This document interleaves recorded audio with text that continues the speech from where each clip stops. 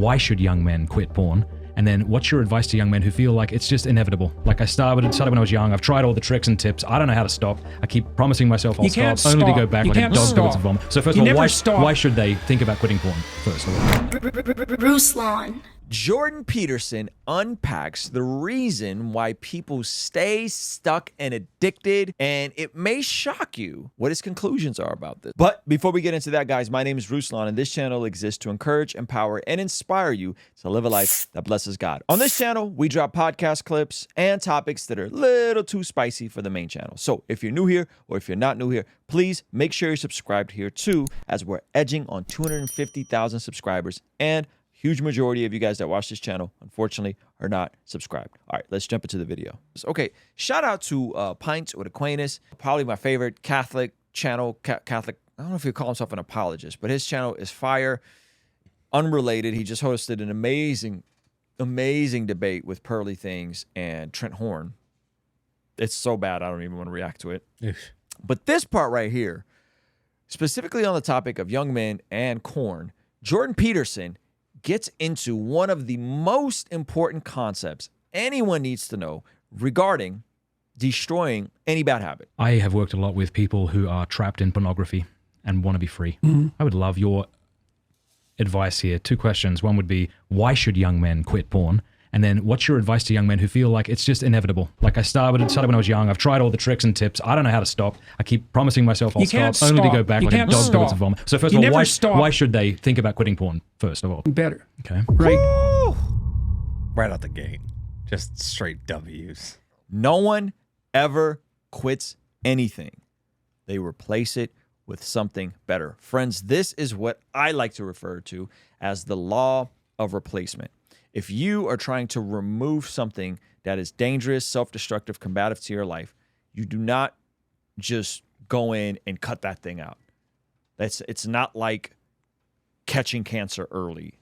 If you have something that's self-destructive, you have to go in, you have to remove and replace, remove and replace, remove and replace, remove and replace. And the beautiful part about this is that therein lies, that time you were doing the self-destructive things, therein lies the opportunity to pull something dangerous out and put something productive and fruitful in. That's the opportunity if you are dealing with behaviors that you don't find are very conducive and behaviors that may be actually dangerous and sinful, like corn. So let's say alcoholism. Let's start with alcoholism. Well, why do people drink? Well, if you like alcohol, that's a stupid question. Like I really liked alcohol. It was pretty bloody obvious why I drank. Why? Well, it made my social relationships feel closer. Yeah. It woke me up, it quelled my anxiety, and it knocked out the part of my mind that was concerned with future consequences. So it was like... As he's on a show called Pints with Aquinas. Amazing. I'm pretty sure Jordan Peterson doesn't drink anymore. Yeah. I don't think you could drink on carnivore. So that's true. My mother's an alcoholic. Some of you guys know that. I've shared this. Like in my mother's alcoholism, everything he shares, it did for her. It made her less anxious. It made her feel closer to people, sometimes to a fault. All these things that alcohol does, but at the same time, it slid her into completely letting her body go, her life go, her career go, her relationships go. So it's like these different aspects that can completely derail and destroy your life if you're not very, very, very careful. And alcohol is one of them. Yes, ironic enough that he's pointing this out on impulsivity. So like you don't need an explanation for that. And some people are particularly susceptible to that alcohol effect. I had a friend, colleague named Frank Irvin back at McGill, and he had a monkey ranch on St. Kitts, green monkeys, vervets, if I remember correctly. I think that's what they are. And he'd feed them rum and Coke. 5% of them would drink Tacoma on first exposure. Right, 5%. It was like alcohol? Huh. Just like Barney Gumble in The Simpsons. Where have you been all my life? Yes. Right. Well, so how do people quit drinking? Well, no treatment centers work. Jeez. No. But people do quit. The most reliable cure for alcoholism is religion. Pull it back. Listen to what he says. Listen to what Dr. Jordan Peterson says. To the most reliable cure of alcohol. This is going to blow your mind. Really? No. But people do quit. The most reliable cure for alcoholism is religious transformation. And that's been known even among the secular, what would you say, psychiatrists for like 80 years. Well, the most reliable cure for alcohol is religious transformation. That's crazy that he said that out loud. And he said the secular community has known about this. Yeah. If you read Power of Habit, which is a great book, the book is framed around 3 layers. There's habits in a macro nation, and it talks about the civil rights movement and how the habits of the civil rights movement transformed the habits of the nation. Then it goes into the habits of a community transforming a region or a city. And it actually highlights Rick Warren and Saddleback, how Saddleback transforms pretty much all of Orange County. Wow. Right? Because a church started there in the 80s. Right? And then it goes into individual habits, how to transform individual habits. And it highlights the 12-step program, which oddly enough were founded by Christians. And it gets into the need, the power of faith.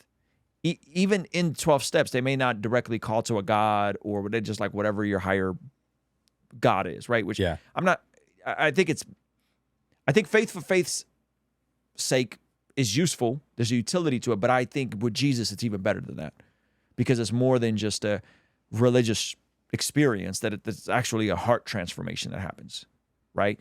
And so Jordan Peterson using this sort of language and tying it into the 12 Steps program and tying it into the transformative nature of faith, even if it's a false faith, there's something in that, right? And the beautiful part is, like, if you're in Christ, it's the myth that's fact, right? It's the greatest story ever told, except it's true. What happens when you decide you're going to do something other than drink? Okay. You got to get rid of all your friends, because all your friends are drunks. Right? You got to get rid of probably a fair chunk of your family.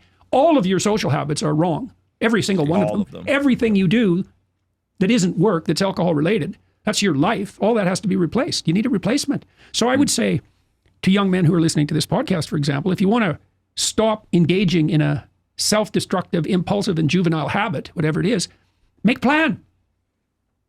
We have a program online at selfauthoring.com called Future Authoring. It's like it helps you make a vision. So you're ashamed of yourself for some reason. That's why your conscience is calling at you. You know you're taking the easy way out. Okay, what are you being called to? Why are you plagued by doubts about the appropriateness of your behavior? Well, because something is beckoning to you. Well, what? An unrealized vision. So in the Future Authoring program, people are asked to, okay, so here's the deal. It's like a covenant.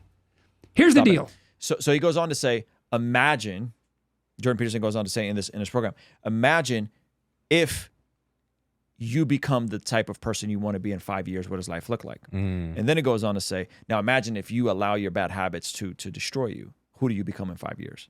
Yikes. Right? Well, you're just now 5 years older. You're still dealing with pornography. You're the freaking weird guy at the party. You're the pervert. That's just older now. And you probably have gotten into more deviant pornography. Oof.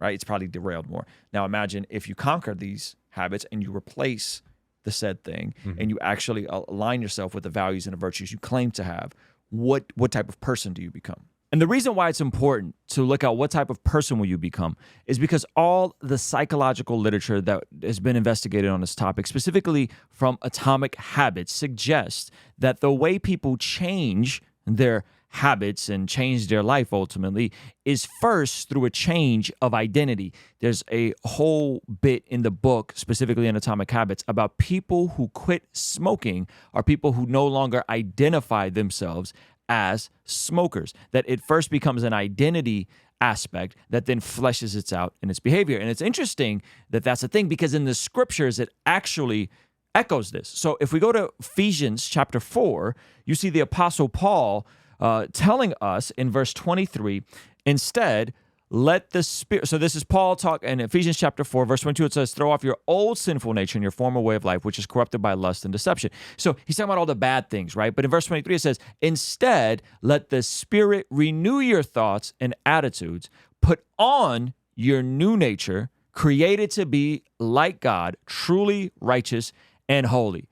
So stop telling lies. It kind of goes on to reiterate what we need to stop doing. But this idea that you are truly righteous and holy, created to be truly righteous and holy, that he's telling them to walk in the new identity they already have.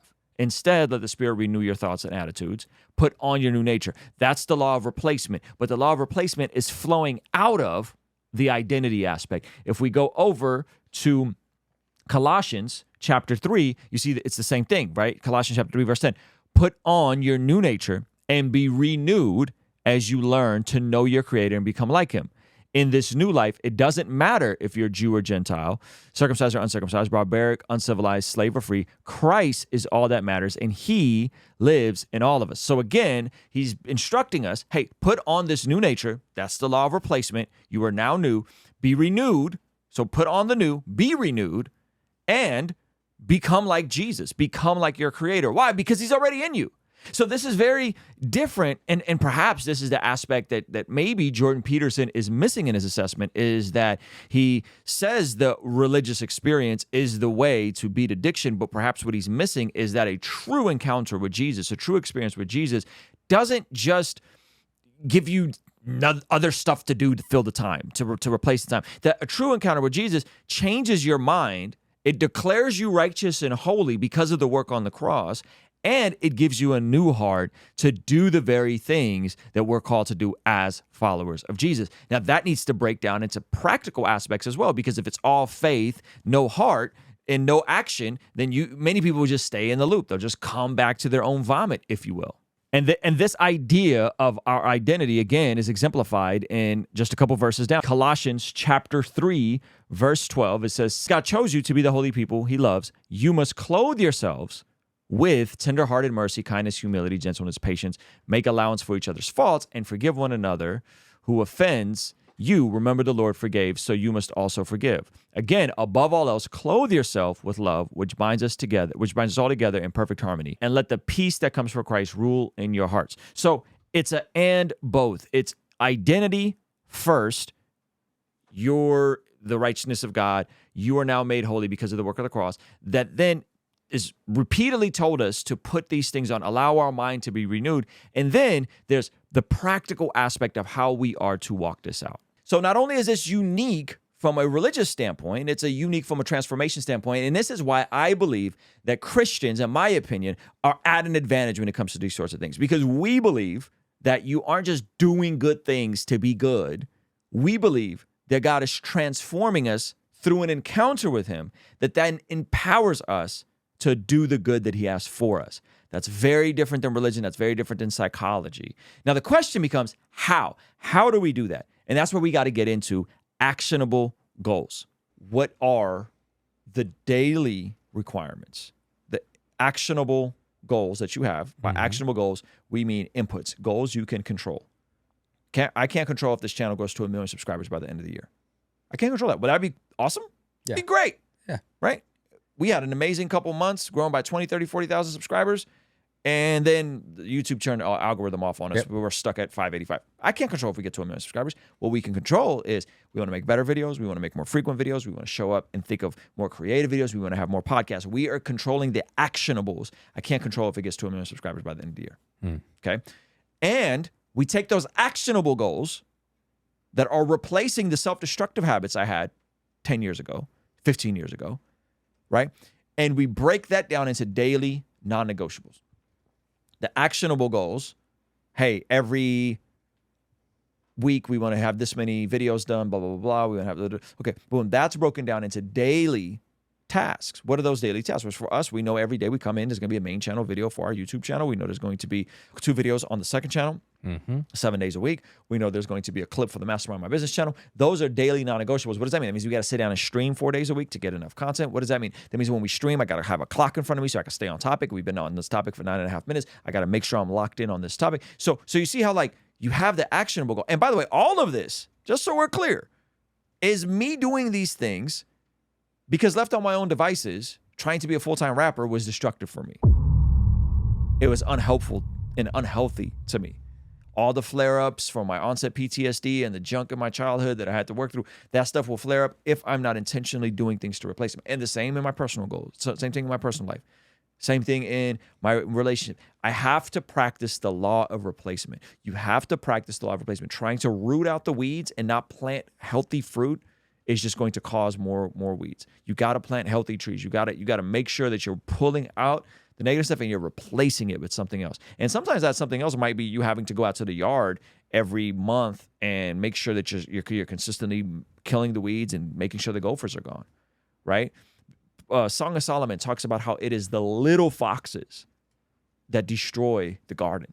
It's the little foxes that can destroy your garden. It's the little things that compound. And then before you know it, you're the freaking weirdo 40-year-old guy that doesn't know how to talk to people because you're a recluse and you just stay at home all day. You don't have any social skills. You're uncomfortable around women. You don't want to go outside. You have social anxiety. You have this, you have that. And is that the life you want for yourself? I don't think so. So we got to start practicing the law of replacement, and we got to be very aggressive with how we practice the law of replacement. Thank you so much for checking out the video. Comment down below and let me know what you think. And be sure to check out this video that YouTube is recommending just for you. Let me know if they nailed it. All right? I'll see you over there. Peace.